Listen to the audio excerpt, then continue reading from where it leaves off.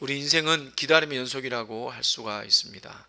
태어나는 순간부터 우리는 무언가를 계속 기다리는 그런 존재로 살아갑니다. 여러분 알다시피 제 딸이 임신한 중에 있습니다. 요즘은 과학기술이 정말 발전해가지고 그 임신한 아이의 얼굴을 초음파로 찍어가지고요, 그거를 입체적으로 이렇게 컴퓨터로 변환을 해가지고 인공지능 AI로 그 아이의 얼굴을 이렇게 보여주더라고요. 얼마나 예쁜지. 예, 정말 AI가 기가 차게 그림을 그려가지고 자기 아이 아빠의 얼굴을 좀 닮은 것 같아요. 그래서 이제 한 2개월 정도 남았는데 그 아이가 막 이제 태어날 게 기다려지는 거죠.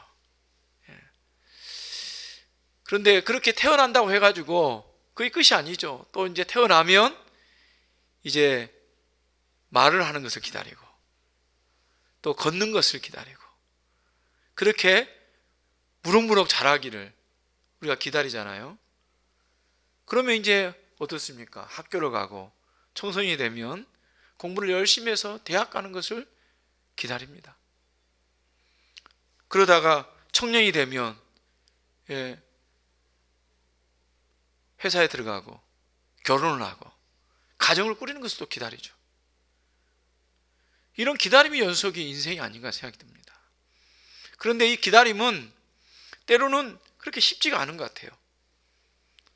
그래서 시간이 길어질수록 낙심하게 되고 힘들어하는 그런 모습들을 자주 보죠. 그래서 종종 이 기다림이 낙심으로 이렇게 변질되는 것을 보게 됩니다. 그래서 우리는 인생을 사는 동안에 이 기다림의 연습, 잘 견디는 그런 연습을 해야 될 줄로 압니다. 그런데 성경에도 보면 하나님의 사람들은 언제나 기다리는 사람들이었습니다. 아브라함을 보십시오. 아브라함을 하나님께서 약속하신 땅으로 인도하셨는데 그 약속하신 땅을 알지도 못하고 기다렸습니다. 그냥 갈대아 우르에서 바로 약속 땅에 간 게 아닙니다. 가다가 하나님이 머물러 가지고 몇 년 동안을 거기서 기다리다가 가나안 땅에 들어왔는데 그 땅을 차지한 게 아니죠. 겨우 자기가 누일 자기의 무덤으로 쓸 땅 정도만 마련한 것입니다. 그 땅을 차지할 때까지 수백 년이 있어야 됐습니다. 아브라함은 그 400 수십 년을 내다보고 기다렸습니다. 요셉도 마찬가지입니다. 요셉은 자기가 죽을 때 자기의 해골을 가지고 가나안 땅으로 들어가라. 그렇게 자기 해골을 가지고 가나안 땅에 들기까지 또 100 수십 년이 시간이 걸렸습니다. 그러니까 그 기다린 사람, 하나님께서 약속은 곧바로 성취되는 것이 아니라 그 성취되기까지 보이지 않는 그 시간, 그것은 믿음의 기다림이 있었다고 하는 것이죠. 그래서 성도들의 그 믿음이라고 하는 것은 기다림의 형태로 나타나는 경우가 많았습니다. 오늘 본문의 시므온도 바로 그 기다림의 사람이었습니다. 그는 이스라엘의 위로 곧 구원자를 기다렸습니다. 그 기다림은 하루 이틀이 아니라 몇 년, 몇 년임이 아닙니다. 어떻게 보면 그는 인생 전체를 이 기다림 속에서 보냈습니다. 그러나 그의 기다림은 헛되지 않았습니다. 마침내 그 기다림은 오늘 말씀에 나오는 노래가 되었습니다. 찬송이 되었습니다. 오늘 우리가 함께 묵상할 이 시몬의 노래, 그것은 기다림이 어떻게 신앙이 되는지를 우리에게 보여주고 있는 말씀입니다. 사랑하는 여러분, 오늘 이 노래를 통해서 하나님을 기다리는 성도의 삶이 어떤 모습이어야 되는지를 우리가 깊이 묵상하는 시간이 되기를 원합니다. 누가복음 2장 22절 말씀을 보면 아기 예수님이 탄생하신 지 40일이 될 때 그의 아버지 요셉과 그의 어머니 마리아가 아기 예수님을 데리고 예루살렘에 올라갔다 그랬습니다. 예루살렘에 올라간 것은 성전에 가기 위한 것이었죠. 목적은 두 가지였습니다. 하나는 산모인 마리아가 정결 예식을 하기 위한 것이었습니다. 레위기 10장을 보면 산모가 아들을 낳으면 40일 동안 부정하다 그랬습니다. 그래서 40일 동안 부정한 다른 것을 저촉하면 안 됩니다. 그리고 밖에 나가서 사람들을 만나도 안 돼요. 그래서 40일째가 되면 하나님 앞에 정결 예식을 치르고, 그래서 그 기한이 찼기 때문에 지금 예루살렘 성전에 올라가는 것입니다. 정결 예식을 하기 위한 것이죠. 그리고 또 하나는 첫 아들을 낳았기 때문에 첫 아들을 하나님 앞에 드리는 헌신의 제물을 드리기 위해서입니다. 민수기 3장에 보면 첫 아들을 낳으면 하나님 앞에 드리는데 그 하나님 앞에 드리는 의식이 뭐냐? 속전을 드리는 겁니다. 짐승 같으면은 제물로 바치는데 아들이기 때문에 그렇게 하지 않고 속전 5세겔을 히브리 돈으로 5세겔을 그들은 그때 당시에 헬라 돈을 가지고 있었기 때문에 그것을 이렇게 교환을 해가지고 히브리 돈 5세겔로 이렇게 성전의 제사장에게 바치는 것이죠. 아무튼 요셉과 마리아가 아기 예수님을 데리고 이렇게 성전에 올라갔어 갈 때였습니다. 그들은 그곳에서 누구를 만납니까? 시므온을 만납니다. 시므온은 어떤 사람입니까? 오늘 본문에는 시므온에 대해서 자세하게 설명하지 않고 몇 마디만 설명을 하고 있습니다. 그래서 이 시므온이라는 분이 어떤 분인가 우리가 잘 알 수가 없습니다. 다만 탈무드에 시므온이란 이 사람에 대해서 기록을 하고 있습니다. 유대인들은 지금도 이 탈무드를 경전으로 여기고 읽고 있죠. 그래서 성경 다음으로 중요한 말씀으로 그들이 생각하고 있어요. 그런데 그 탈무드의 기록에 보면 시므온은 당대 최고의 율법학자였던 할렐의 아들이었다. 이 할렐의 아들이 누구냐? 바로 사도 바울의 스승인 가마리알의 아버지였다. 그렇게 말하는 것이죠. 가마리엘이라고 하는 분은 예수님 시대에 가장 탁월한 신학자였습니다. 성경학자였습니다. 그리고 그 문화에서 공부하는 사람들은 오늘 같으면 서울대 안에서 공부하는 사람처럼 특별한 사람들이 그렇게 수학을 했던, 사사를 받았던 그런 스승이죠. 근데 그 스승의 아버지가 시몬이었다. 그렇게 이야기를 하고 있습니다. 어디까지가 진실인지 우리가 정확하게 알 수 없습니다. 하지만 탈무드에 이렇게 기록하고 있다는 것은 어느 정도 공신력이 있다고 봐야 되죠. 그런데 참 이상한 것이 우리 같으면 이렇게 훌륭한 분 같으면은 성경에 기록을 해놨으면 우리가 얼마나 은혜가 되었겠습니까? 이렇게 훌륭한 분이 아기 예수님을 메시아로 알고 찬송을 했다. 그리고 그 영향력이 얼마나 컸겠습니까? 그런데 성경은 이런 부분을 기록하지 않아요. 왜냐하면 성경은 어떤 사람이 이 세상에서 유명세를 가졌다거나 또 얼마나 명예와 권세를 누렸다거나 그런 거에 대해서는 전혀 관심이 없습니다.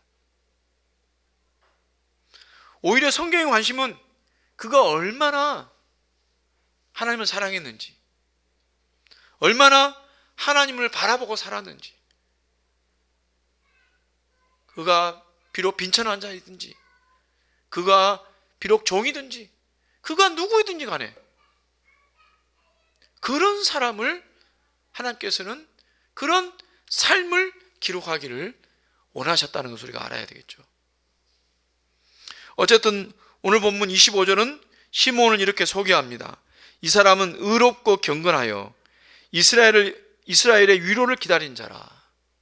성령이 그 위에 계시더라. 의롭다는 말은 구약적인 개념으로는 삶의 윤리가 바르다, 반듯하다, 올바르다, 그런 말씀이죠. 그래서 하나님 주신 그 말씀의 그 율법대로 따라 살았다, 그런 사람을 의로운 사람이다 이렇게 말합니다. 그런데 시므온만 의롭다 이렇게 말하지 않았죠. 누가복음 1장 6절에 보면 사가랴와 엘리사벳을 가리켜서 하나님 앞에 의인이니 주의 모든 계명과 규례대로 흠이 없이 행하더라. 또 마리아와 약혼한 요셉을 향해서도 그의 남편 요셉은 의로운 자다, 그렇게 기록을 하고 있습니다. 그래서 하나님 앞에 특별히 쓰임받는 사람들은 공통적인 특징이 의로운 사람이었다라는 것입니다. 그래서 의롭다는 특징, 이것은 율법을 완전히 다 행했다 이런 말보다도 하나님의 뜻을 받들어서 그 뜻에 순종하기를 원했던 사람들, 그런 사람들이 의롭다, 그렇게 기록을 하고 있는 것이죠. 또 경건하다 그랬습니다. 경건하다는 말의 1차적인 의미는 뭡니까? 야고보서에 보면 자기를 지켜 새 속에 물들이지 않는 것을 경건하다, 그렇게 말씀하고 있습니다. 또 로마서 12장에 보면 이 세대를 본받지 않는 것을 경건하다, 그렇게 말하고 있습니다. 그러니까 시므온은 예수님을 기다리며 살아갈 때 하나님 말씀에 그 뜻에 순종하기를 원했고, 또 세속에 휩쓸리지 않고 이 세대를 본받지 않고 믿음 안에 굳건하게 섰던 사람이다, 이렇게 소개를 하고 있습니다. 그가 얼마나 유명했는지, 그가 어떤 혈통인지, 그것이 중요한 것이 아니라 그가 어떤 삶을 살았는지를 이야기하고 있는 것이죠. 요한일서 3장에 보면 주를 향하여 이 소망을 가진 자마다 주의 깨끗하심과 같이 자기를 깨끗하게 하느니라, 그렇게 말씀하고 있습니다. 주를 향하여 이 소망을 가진 자, 구원의 소망을 가진 자, 천국의 소망을 가진 자, 그들은 어떻게 살아야 됩니까? 오늘 시므온같이 의롭고 경건하게 살아가는 자가 되어야 될 줄로 믿습니다. 사랑하는 여러분, 우리가 이 땅에서 천국을 바라보고 살지 않습니까? 시므온처럼 기다리는 사람 아닙니까? 그렇다고 한다면 우리도 의롭고 경건하게 사는 중에 우리 예수님을 바라보고 천국을 바라보는 저와 여러분 되시기를 주님으로 축복합니다. 오늘 25절 말씀에 또 뭐라고 합니까? 이스라엘의 위로를 기다리는 자다 그랬습니다. 이스라엘의 위로를 기다린다는 것은 이스라엘에 오실 메시아를 기다린다, 구원자를 기다린다, 이 말씀을 하고 있는 것이나 마찬가지입니다. 이스라엘 위로라고 하면 당대 유대인들은 그렇게 생각했습니다. 로마의 압제로부터 우리를 해방시킬 구원자가 오실 것이다. 그래서 우리가 로마의 압제에서 해방되어서 평안해지고, 그리고 이스라엘이라는 나라가 회복이 되어지고, 그래서 다윗 시대처럼 영화를 누리고 정말 세계의 모든 사람들이 이렇게 우러러보는 그런 이스라엘 국가를 세우는 것, 그것을 세울 수 있는 왕이 나타나는 것, 그런 위대한 인물, 그 메시아가 와서 행할 그것을 보면서 위로를 받을 것이다. 그런 믿음을 가지고 있었습니다. 하지만 시므온이 기다린 이스라엘 위로는 달랐습니다. 그것은 시므온이 찬양한 내용을 보면 알 수가 있습니다. 30절에 보면 시므온이 이렇게 찬양합니다. 내 눈이 주의 구원을 보았사오니 이는 만민 앞에 예비하신 것이요 이방을 비추는 빛이요 주의 백성 이스라엘의 영광이니이다. 이 말이 무슨 말입니까? 이 찬양을 보면 이 구원을 베푸는 만민 앞에 설 메시아는 이스라엘 백성들을, 이스라엘 나라를 회복하는 그런 메시아가 아니라는 것을 찬양하고 있는 것입니다.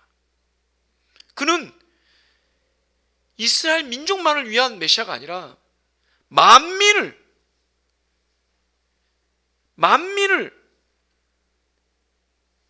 예비하신 것, 만민 앞에 예비하신 자,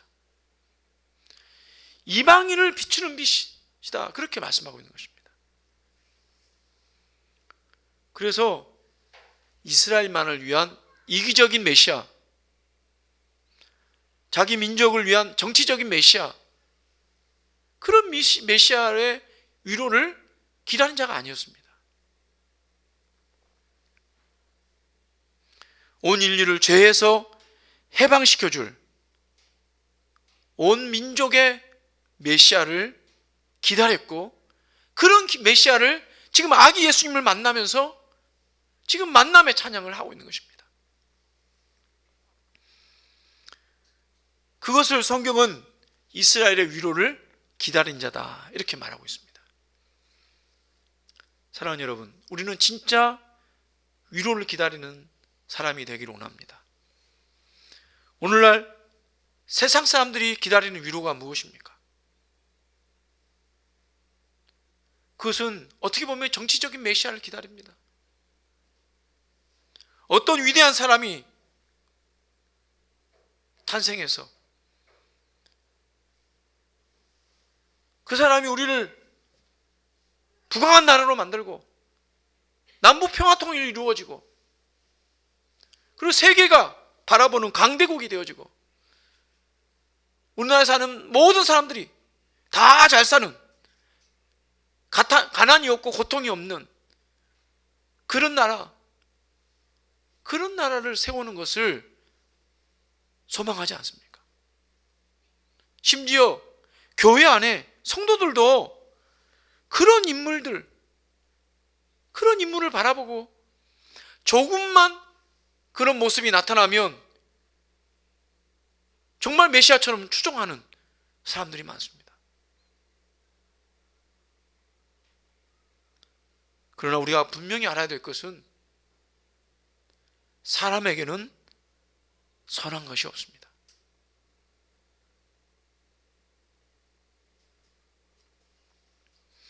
아무리 세상 사람들이 숭상하는 그런 사람이라 할지라도 우리에게 진정한 행복을 주지 못합니다. 달콤한 무엇인가를 줄 수 있습니다. 그러나 진정 성경이 말하는 하나님 나라를 이룰 수는 없습니다. 왜냐하면 우리 인생의 근본적인 이 죄 문제를 해결해야 진정한 평화와 진정한 위로의 나라가 올 수 있는 것이죠. 그렇기 때문에 우리는 무엇을 믿고 무엇을 바라야 합니까? 그것은 다시 오실 예수님, 그 예수님이 주신 복음, 그것만을 붙잡고 살아가는 저와 여러분이 되어야 될 줄로 믿습니다. 어떤 사람 때문에 일비하는 것이 아닙니다. 아니어야 됩니다. 어떤 사람, 어떤 인물을 추동하다가 결국은 똑같이 그 인물과 함께 낭떠러지로 떨어질 것입니다.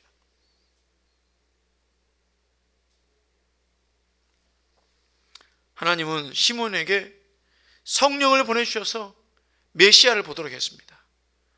그래서 그가 바라던 이스라엘의 위로 그 메시아를 만나게 된 것입니다.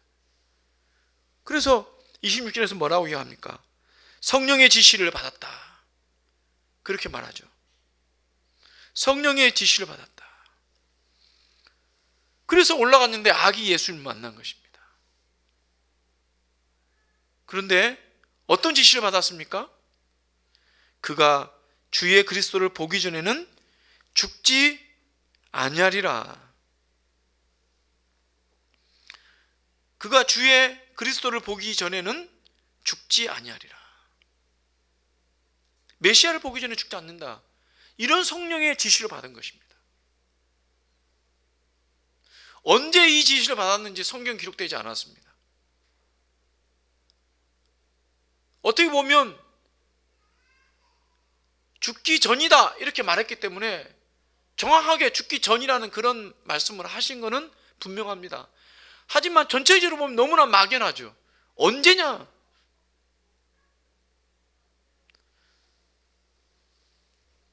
몇 살이냐? 전혀 이해하지 않습니다. 주님이 이 땅에 오실 때도 언제인지 결코 말씀하지 않았습니다. 그때와 그 시는 나도 모른다. 예수님이 그렇게 말씀하셨어요. 근데 누가 알겠습니까? 그걸 안다라고 말한 사람 이단입니다. 꿈에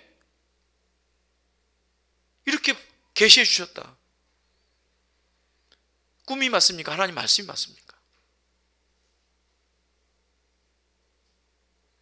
시몬은 이 약속의 말씀을 붙잡고 언제인지는 모르지만 내가 죽기 전에는 그리스도를 볼 거야. 그 주님을 만나기 위해서 어떻게 하십니까? 성전에 오르는 거죠. 오늘도 오르고 내일도 오르고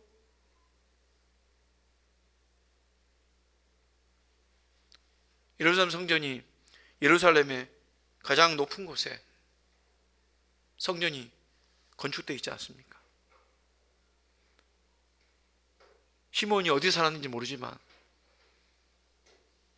아마도 매일처럼 그 메시아를 만나기 위해서 그는 성전을 오르고 그리고 그 앞에서 무릎 꿇고 기도하며 이 하나님의 위로를 기다렸던 것입니다. 사랑하는 여러분, 우리에게도 하나님께 주신 약속의 말씀이 있습니다.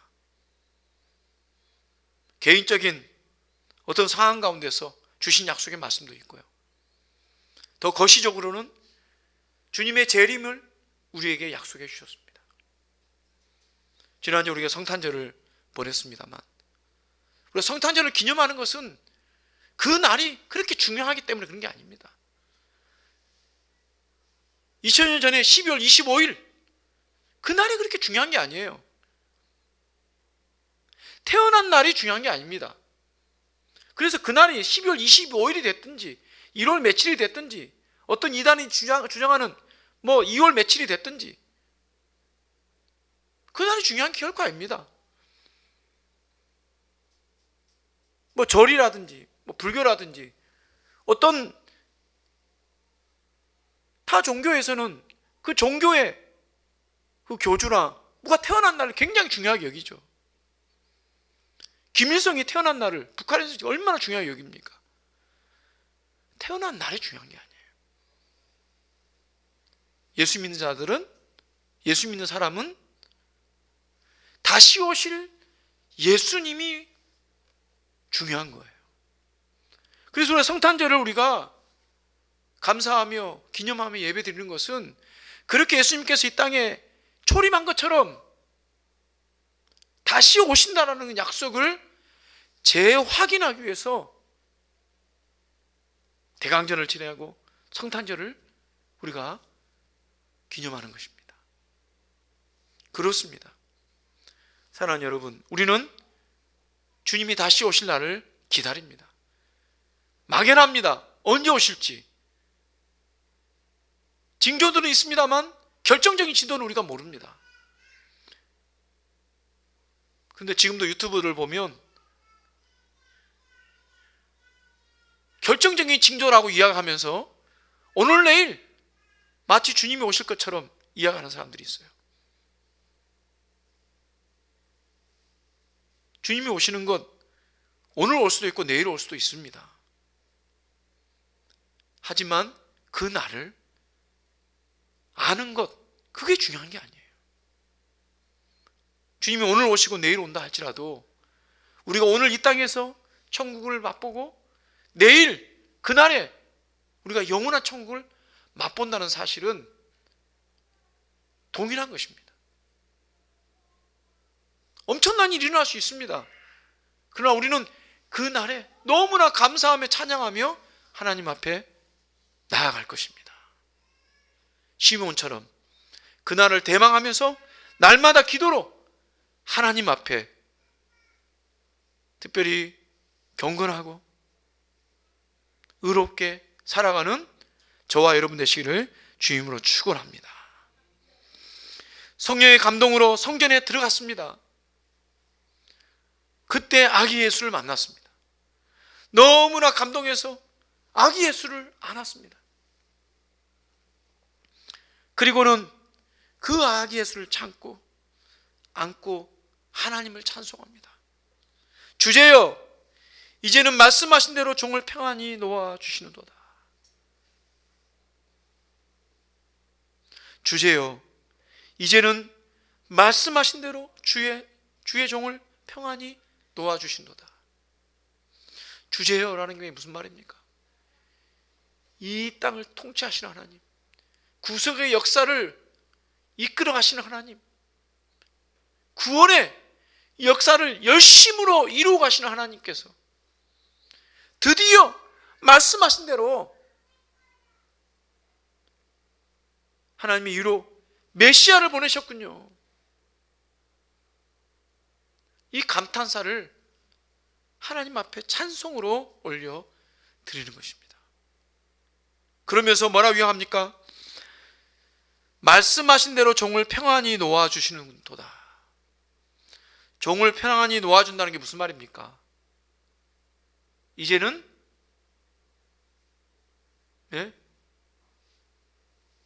이 땅을 하직하고 천국으로, 주님 곁으로, 아브라함의 품으로 불러주시는군요, 이 말입니다.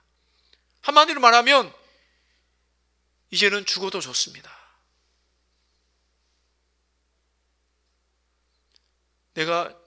너가 죽기 전까지 너가 죽기 전에는 메시아를 보지 못한다. 다시 말하면 메시아를 보게 되면 이제 너가 죽을 때가 된 것을 알 것이다, 이런 말씀이잖아요. 이제 메시아를 만났기 때문에 이제 나는 죽어도 좋습니다. 이유가 뭡니까? 내 눈이 주의 구원을 보았사오니 이제는 죽어도 좋습니다. 시몬은 이 아기 예수님이 구원자로 오셔서 이제 자기가 평안히 살고 자기가 그렇게 하나님께 열심으로 그 뜻 가운데 살았다고 하는 것을 자랑하고 칭찬 듣고 그것을 기다리는 게 결코 아니에요. 이제 메시아가 오셔서 이 백성들을 곤란과 환난과 정말 하나님의 영광을 바라보기를 원하는 이 백성들에게 그런 놀라운 일들이 일어날 것을 바라보면서 자기는 이제 죽어도 좋다, 그렇게 말하고 있는 것이죠. 사랑하는 여러분, 우리가 이런 기다림을 가지면 주님이 재림하실 때 우리가 어떻게 하겠습니까? 우리가 죽을 때 어떻게 하겠습니까? 우리가 이 생을 마감할 때 어떻게 하겠습니까? 우리가 결코 후회함이나 안타까움이나 두려워함이나 그런 감정은 전혀 가지지 않을 것입니다. 오히려 우리는 감사하며 찬송하며 하나님 앞에 나아갈 것입니다. 두 손 번쩍 들고 어서 오시옵소서 주님을 맞이할 수 있을 것입니다. 죽음이 온다 할지라도 육체적인 고통이나 이런 것은 두려워할 수 있겠죠. 하나 그런 것들은 일시적인 것입니다.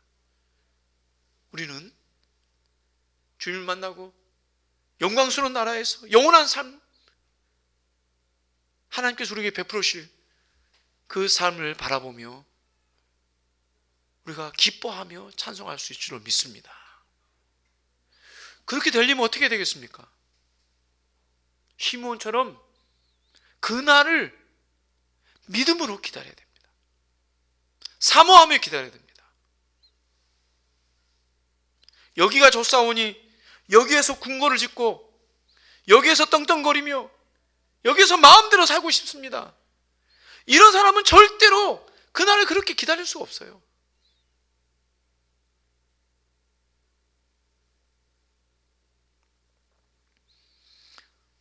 오늘 시므온처럼 주님이 오시는 그날을 기다린 사람은 내 눈이 주의 구원을 보았습니다.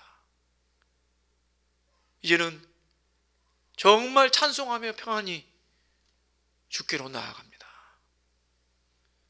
이런 주님의 날을 기다리는 저와 여러분 되시길 주님을 축원합니다. 시므온은 33절에서 35절까지 이제 그의 부모들을 향해서 예언을 합니다. 보라, 이 아이는 이스라엘 중 많은 사람을 패하거나 흥하게 하며 비방을 받는 표적이 되기 위하여 세움을 받았다. 이 아이는 어떤 사람은 패하게 하고 어떤 사람은 흥하게 한다. 어떤 사람에게는 표적이 되기 위해서 세움을 받았다. 이 말씀이 그대로 이루어지죠. 예수님이 메시아인 것을 선포하고 예수님이 하나님의 진리를 선포할 때 어떤 사람들은 정말 마음의 감동을 받고 이 땅에 메시아 오심을 찬송하고 호산나를 부르고 이렇게 하나님 앞에 나왔습니다. 그리고 자신의 죄인됨을 고백하고 회개의 자리로 그렇게 나왔는데 어떤 사람은 어떻습니까? 어떤 사람은 발이 걸려 넘어지게 하는 그런 돌뿌리가 되어가지고 예수님 때문에 더 화를 내고 예수님 때문에 더 악한 짓을 하고 예수님 때문에 오히려 하나님의 마음을 더 아프게 하고 오히려 진리에서 더 벗어나는 그런 어리석은 반응을 한 것을 보게 됩니다. 자신들이 그토록 기다렸던 메시아를 자신들의 손으로 십자가에 못 박아 죽이는 그런 엄청난 죄악을 저지르게 된 것이죠.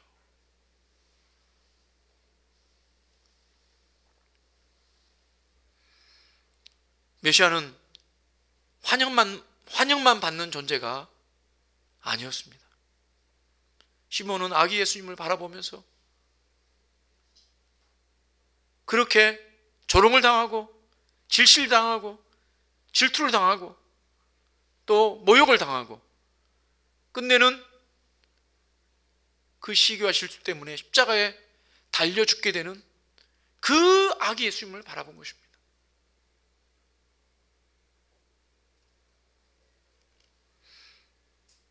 비방을 받는 표적이 되기 위하여 세움을 받았다.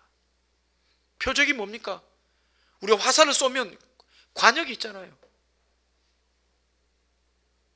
그 비방의 화살을 다 한 몸에 짊어지고 십자가에 돌아가시는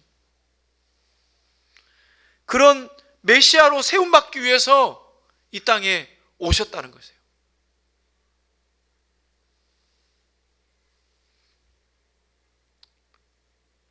시몬은 예수님을 만나면서 그 고난의 메시아, 이사야 53장에 나오는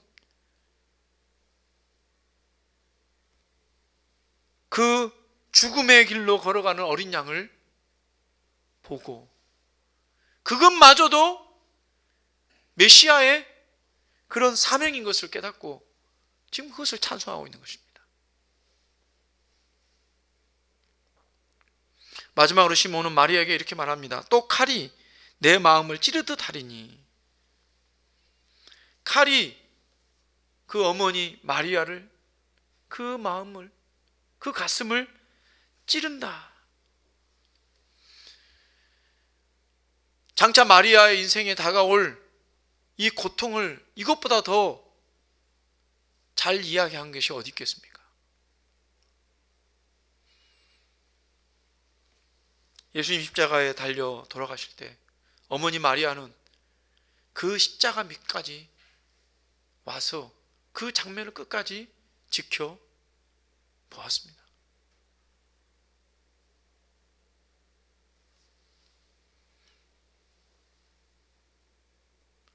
얼마나 마음에 가슴이 찢어지고 아팠겠습니까? 그러나 마리아에게는 오늘 시몬이 준 이 예언의 말씀이 그의 가슴 깊이 남아 있었을 것입니다. 예수님이 어떠한 죽음으로 죽어야 되는지, 예수님은 자신의 죽음에 대해서 제자들에게 거듭거듭 이야기했습니다.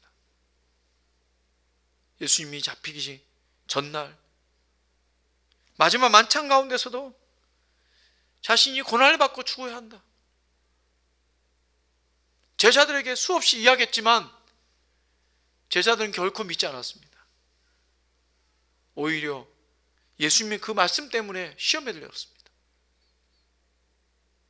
예수님을 부인하고 도망가고. 마리아는 어떻게 생각했는지 성경이 나오지 않아요. 하지만 그 십자가 밑에서 예수님을 바라보며 끝까지 그 자리를 지켰습니다. 왜냐하면 예수님이 범죄자로 강도로 죽는 것이 아니라 메시아로서 이 땅의 죄인들을 위해서 죽는 것을 믿었기 때문이라고 저는 믿습니다.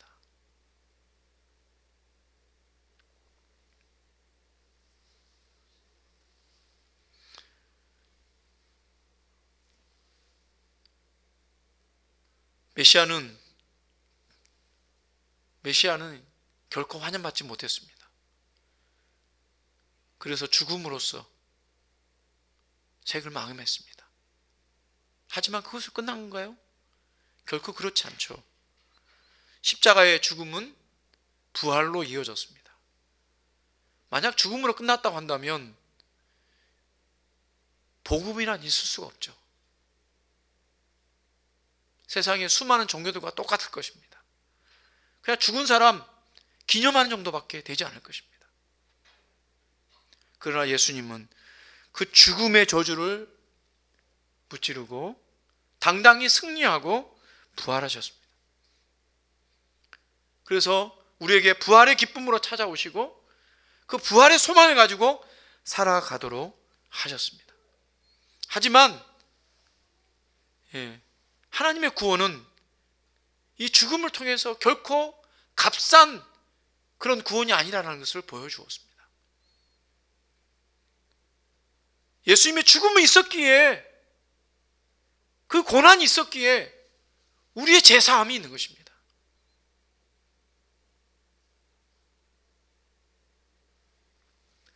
마리아는 그 마음을 찌르게 하리라 하는 그 메시지를 진리의 말씀으로 받았습니다.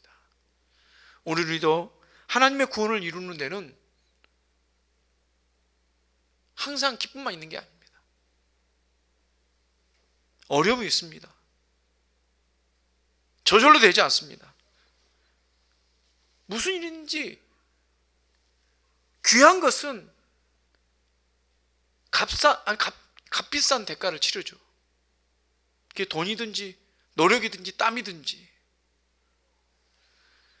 우리의 구원도 우리 주님의 이 죽으심으로 말미암아서, 이 십자가의 죽음으로 말미암아서 귀하고 귀한 이 구원을 받은 것입니다. 그 은혜를 생각하며 그 십자가의 은혜를 다시 한번 우리가 묵상하는 저와 여러분이 되었으면 좋겠습니다. 시몬은 기다리는 인생을 살았습니다. 그가 기다리는 인생은, 그가 기다리던 메시아는, 이스라엘의 위로는 예수님을 십자가에 못 박았던 그 유대인들의 기다림과는 달랐습니다. 시몬이 기다렸던 이스라엘 위로는, 참된 위로는 자신을 죽음에 내놓으시면서까지 이스라엘 백성들뿐만 아니라 만민을 사랑하기 위해서 이 땅에 오신 아기 예수님을 기다린 것입니다. 사랑하는 여러분, 오늘 우리가 무엇을 기다립니까? 현세적인 축복, 돈 많이 벌고 건강하고 오래 살고 사람들에게 뭔가 내세울 곳 있는 그런 삶을 기다리고 있습니까? 아니면 오늘 우리가 힘들고 어려워도 날 위해 죽으신 예수님을 생각하며 복음을 위해서 그 사랑에 감사하면서 그 하나님을 찬송하며 살아가는 그런 인생으로서 메시아를 기다리고 천국을 기다리는 그런 기다림이 되기를 소원합니다.